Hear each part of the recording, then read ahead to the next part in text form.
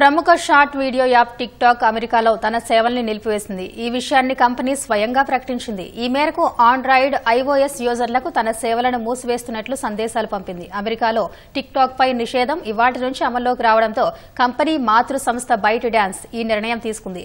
2017లో ప్రారంభమైన tick talk ను భారత్ సహా అనేక దేశాలు ఇప్పటికే నిషేధించాయి. అమెరికాలోని కొన్ని రాష్ట్రాలు దీని వినియోగంపై ఆంక్షలు పెట్టాయి. ఈ నేపథ్యంలో ఇటీవల అమెరికా ప్రతినిధుల సభ ఓ బిల్లుకు ఆమోదం తెలిపింది. చైనా యాజమాన్యాన్ని వదులుకోకపోతే నిషేధం ఎదుర్కోవాల్సిందేనని బిల్లులోని సారాంశం. అనంతరం అమెరికా సుప్రీంకోర్టు కూడా టిక్ టాక్ మాతృ సంస్థ బైట్ డాన్స్ కు డెడ్ లైన్ ఇచ్చింది.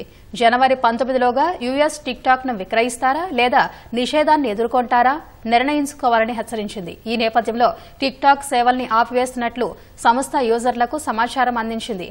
అయితే ట్రంప్ అధికారం చేపట్టాక టిక్ టాక్ పునరుద్దరణకు ప్రయత్నించేందుకు చర్చలు జరుపుతామని టిక్ టాక్ ఈ సందర్భంగా తెలిపింది.